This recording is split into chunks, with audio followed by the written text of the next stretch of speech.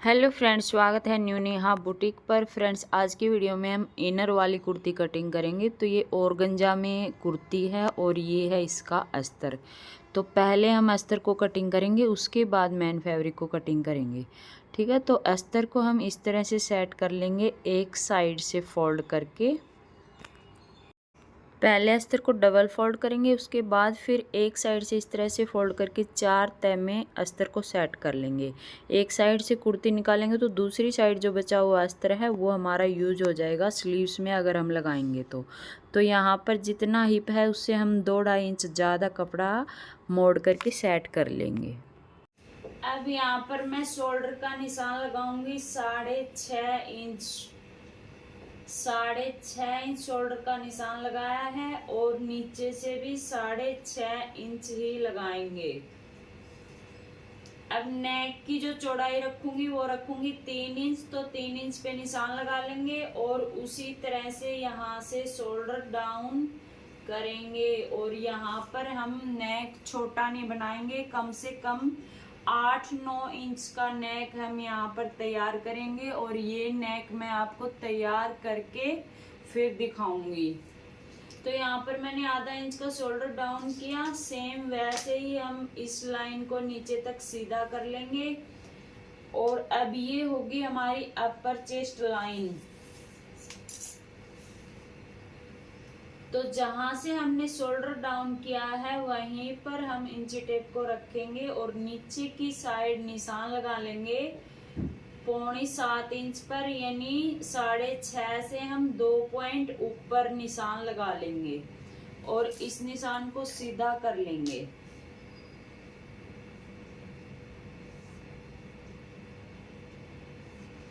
तो ये लाइन है चेस्ट लाइन, अपर चेस्ट लाइन, और जो चेस्ट लाइन होगी वो अपर चेस्ट से 2.5-3 इंच नीचे की साइड खींच लेंगे। तो ये है हमारी चेस्ट लाइन। तो चेस्ट है 38, उसका 4th पार्ट करेंगे तो 9.5 इंच पर यहाँ निशान लगा लेंगे और 2 इंच का निशान लगा लेंगे लूज, मतलब फिटिंग के लिए जो हम अंदर कपड़ा रखते हैं। यहाँ से मैं कमर पे निशान लगाती हूँ 7 इंच पे, तो 7 इंच पे निशान लगा लिया और हिप का निशान लगाती हूँ 14 इंच पर, तो ये मैंने 14 इंच पर निशान लगा लिया। अब कमर का निशान लगाएंगे 8.5 इंच पर। अगर हम यहाँ प्लेट डालेंगे बैक प्लेट तो आधा इंच बढ़ाकर निशान लगा लेंगे। यहाँ पर टोटल हो जाता है 9 इंच। और हिप हमारी है 21, तो उसका मैं 1/2 इंच करके 10.5 इंच पर निशान लगा लेती हूँ। तो ये 10.5 इंच पे निशान लगा लिया। अब यहाँ से जो मार्जिन का अलग से कपड़ा रखते हैं घेरा फोल्ड करने के लिए, वो मैं रखती हूँ 1.5 इंच पर, तो 1.5 इंच पर निशान लगा लेंगे। और कमर से भी हमने ज्यादा ले लिया है बैक प्लेट डालने के लिए। अगर बैक प्लेट के लिए किसी को समझ में नहीं आया है तो मैंने स्पेशली एक वीडियो बनाई हुई है, उस पर आप जाकर देख सकते हैं।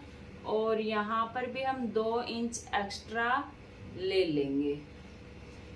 अब सिप पर से हम फिटिंग का निशान कैसे लगाएंगे? जब हम चेस्ट पर से निशान लगाएंगे तो सिप पर का यहाँ से यूज करेंगे, जो अंदर वाली साइड होती है ऐसे गोलाई में, इस तरह से यूज करने से हमारी चेस्ट पर से कुर्ती टाइट नहीं होगी। आप देख सकते हैं इस तरह से इसका निशान आएगा।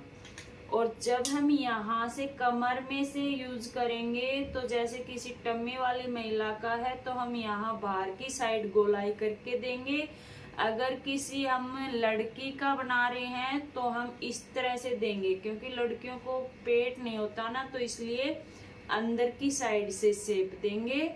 और अगर किसी टम्मी वाली महिला का बना रहे होते हैं तो इस तरह से शेप को रखेंगे। तो मैं इस तरह से इसको यहाँ से लूज नहीं होगा, मतलब टाइट नहीं होगा। तो इस तरह से ये आएगी हमारी फिटिंग। और बाहर की साइड जो निशान है ये होगा हमारा कटिंग का। तो निशान हमारे लग चुके हैं। अब हम करते हैं आर्मोल की गोलाई। तो आर्मोल की गोलाई कैसे करेंगे, जितना भी हमने यहाँ से लेके यहाँ तक का निशान लगाया है आर्मोल का, उसका हम हाफ कर लेंगे। ये हाफ इस तरह से इंची टेप को फोल्ड कर लेंगे और यहाँ पर निशान लगा लेंगे। अब इस निशान को आधा इंच बाहर की साइड निकालते हुए इस तरह से गोलाई बनाएंगे और जो हमने ये निशान लगाया है इसी को पार करते हुए हम ऊपर की साइड निशान लगाएंगे। और अगर आपको अब भी समझ में नहीं आया है तो यहाँ से हम 1.5 इंच पे निशान लगा लेंगे और ये गोलाई हमारी 1.5 इंच से अंदर नहीं आनी चाहिए, बाहर की साइड ही होनी चाहिए। अगर अंदर की साइड हम डीप यहाँ से कर देंगे तो हमारा पीछे से जब हम हाथ को ऐसे हिलाते हैं तो खिंचता है। तो ये गोलाई इस तरह से करेंगे। ये मैंने आपको समझाने के लिए इस तरह से निशान लगा के बताया है, वरना तो मैं इस सेब पट्टी से सेब पट्टी को ऐसे रखती हूँ और इसी को रख के निशान लगा लेती हूँ। सेब पट्टी को हम कैसे यूज करेंगे, सेब पट्टी को हम कैसे भी इस तरह से कैसे भी हम इसको सेट कर सकते हैं। हमें सेट करना आना चाहिए किस तरह से, जैसे हमारी सेब पट्टी यहाँ से इस पॉइंट पे टच होनी चाहिए, जो हमने यहाँ पे निशान लगाया है यहाँ पर भी टच होनी चाहिए और यहाँ से जो फिटिंग का है यहाँ पर भी टच होनी चाहिए। ये देखिए मैं भी इसको यहाँ से टच होगी, अब इसको थोड़ा सा और खिसकाएंगे, यहाँ से भी टच होगी और यहाँ से भी टच होगी, तब हम ये निशान लगाएंगे तो प्रॉपर निशान हमारा लग जाएगा। तो जी ये निशान हमारा लग चुके हैं कुर्ती के। अब इसी निशान पर से हम इसको कटिंग कर लेंगे।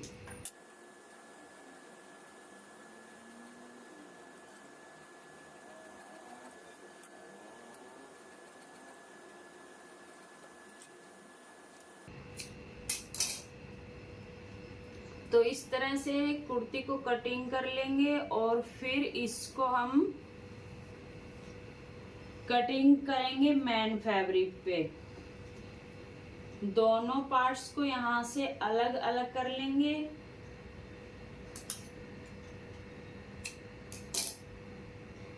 पहले तो हम इसकी लंबाई चेक करेंगे, इसकी लंबाई है कितनी। तो ये लंबाई ठीक है, जितना हमें तैयार करना है लंबाई इसमें हो जाएगी। तो अब हम इसको यहाँ से कटिंग करके अलग कर लेंगे।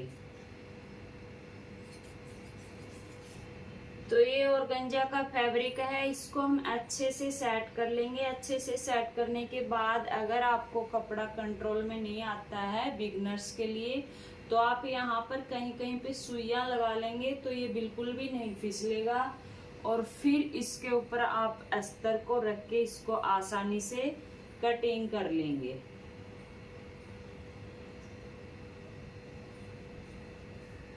तो ये देखिए हमने अच्छे से सेट कर लिया है। अच्छे से सेट करने के बाद इसी के साथ से हम कटिंग कर देंगे। यहाँ से हम छटाई जो आर्मोल की गोलाई अंदर की साइड करते हैं उसकी गोलाई करेंगे। उसके लिए हम जो आधा इंच बाहर की साइड लिया है यहीं से हम आधा इंच से भी 1 पॉइंट कम अंदर की साइड आएंगे और अंदर की साइड इस तरह से गोलाई करते हुए ये गोलाई बना देंगे। यहाँ से आर्मोल की छटाई कर लेंगे। तो इसी के ऊपर से अब हम इसको कटिंग करेंगे। ये थोड़ा निशान हम फिनिशिंग से लगा लेते हैं इससे।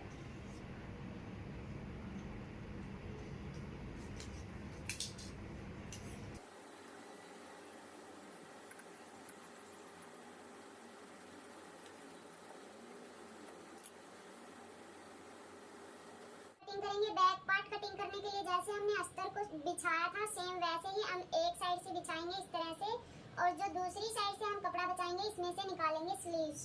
तो यहाँ से इस तरह से एक साइड से डबल फोल्ड कर लेंगे कपड़े को और इसके ऊपर इनर रखते हुए इसको सेम कटिंग कर लेंगे। तो बैक पार्ट हमने कटिंग कर लिया। अब हम कटिंग करेंगे स्लीव्स।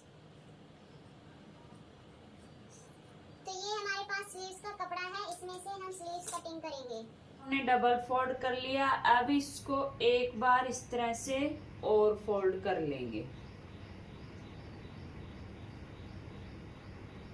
और इसमें बनाएंगे चुन्नट वाली स्लीव्स। तो चुन्नट वाली स्लीव्स के लिए सबसे पहले तो हम यहाँ से जो एक्स्ट्रा कपड़ा है उसको कटिंग करके निकाल देते हैं और इतना कपड़ा हमें यहाँ से इसमें मोरी फोल्ड करने के लिए अलग से निशान लगा लेंगे। उसके बाद जितनी हमारी बाजू की लंबाई हमें लेनी है, बाजू की लंबाई मैं रखूंगी 11 इंच, तो 11 इंच पे निशान लगा लेंगे और इस 11 इंच से जैसे हम आर्मोल की गोलाई करते हैं नीचे की साइड 3 इंच पर, ये 3 इंच का निशान लगा लेंगे और जैसे हम प्लेटेड बाजू बनाते हैं उसके लिए 5 इंच या 6 इंच ऊपर की साइड निशान लगा करके इस तरह से इस निशान तक हम ये गोलाई करेंगे।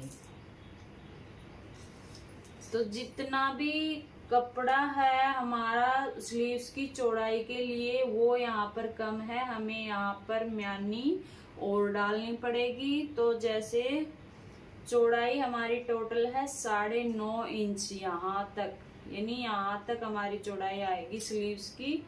तो यहाँ से हम इस तरह से इसकी शेप बनाते हुए और यहाँ तक गोलाई करेंगे, क्योंकि हमें ये चुन्नट के लिए पफ वाली बाजू के लिए ऊपर से 5.5 इंच पर बढ़ा के निशान लगाया है। बाकी जैसे हम स्लीव्स का नाप लेते हैं उतना नाप ले लेंगे और उतना ही हम आर्मोल का जो गोलाई का निशान लगाते हैं वो निशान लगाएंगे। तो इसी के हिसाब से अब हम इसको कटिंग करेंगे।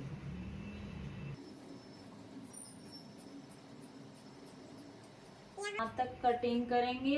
एक पार्ट तो हमारे पास है और बाकी हम इसमें म्यानी लगा लेंगे। तो यहाँ पर हमने लगा लिया कट और ये जो हमारा हाफ बाजू का पॉइंट है यहाँ पर कट लगा लेंगे। यहाँ तक हमें ये सारी प्लेटें डालनी है।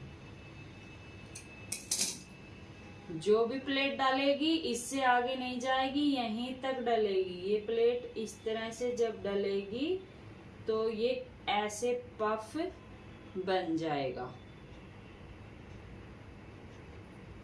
यहाँ से मोरी हम रखेंगे 5.5 इंच पर और 1.5 इंच का यहाँ मार्जिन पे निशान लगाते हुए इस तरह से इसको कटिंग कर लेंगे।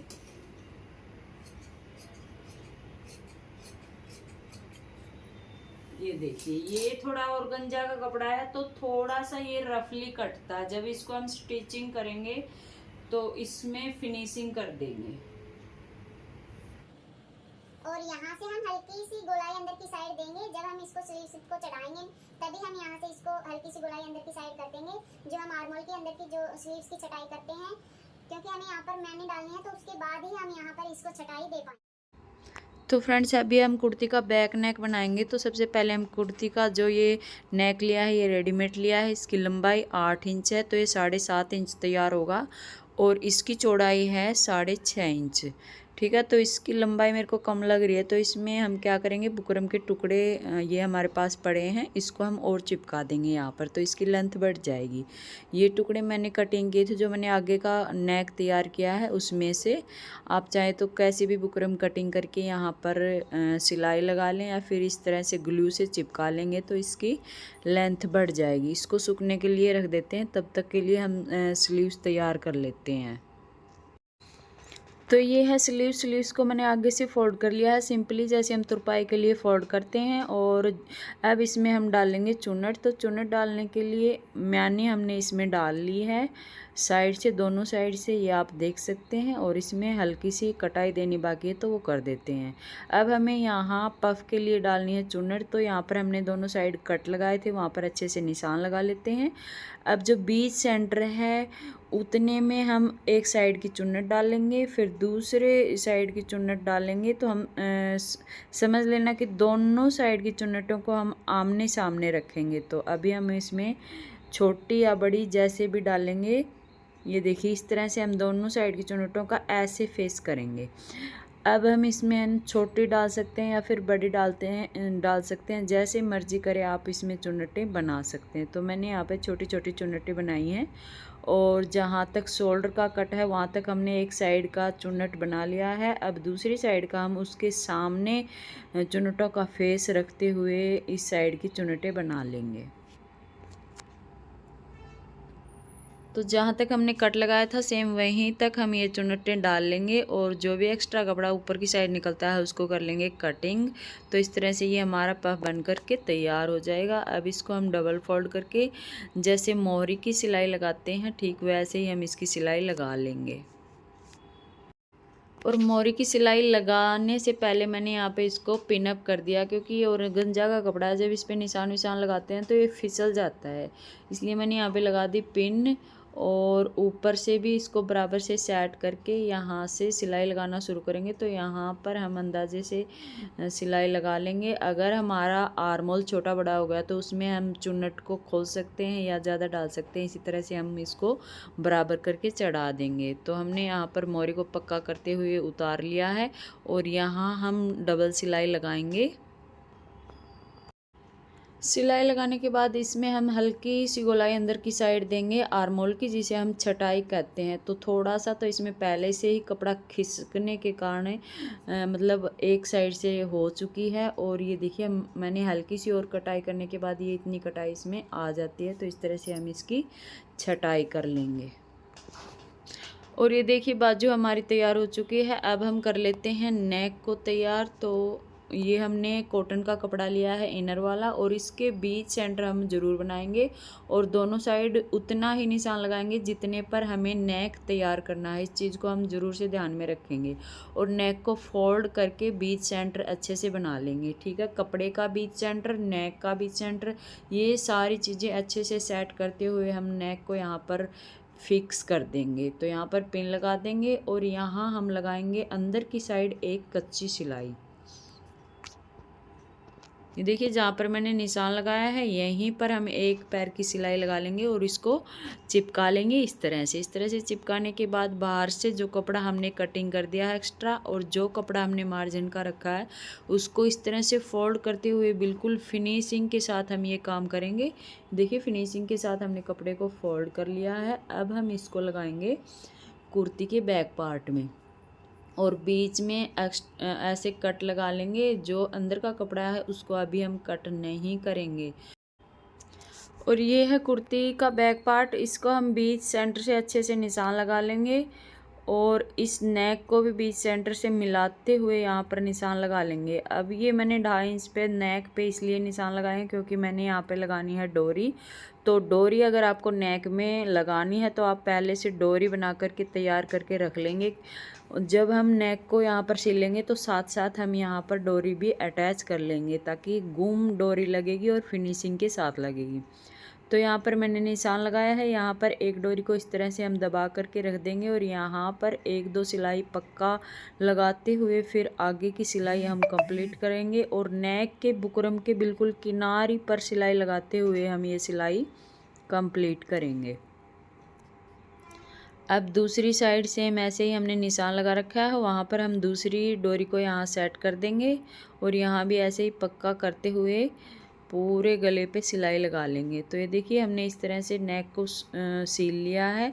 अब जो अंदर का एक्स्ट्रा कपड़ा है उसको कटिंग कर देंगे और यहाँ लगा लेंगे छोटे छोटे कट लगाने के बाद यहाँ हम एक टॉप स्टिच लगाएंगे।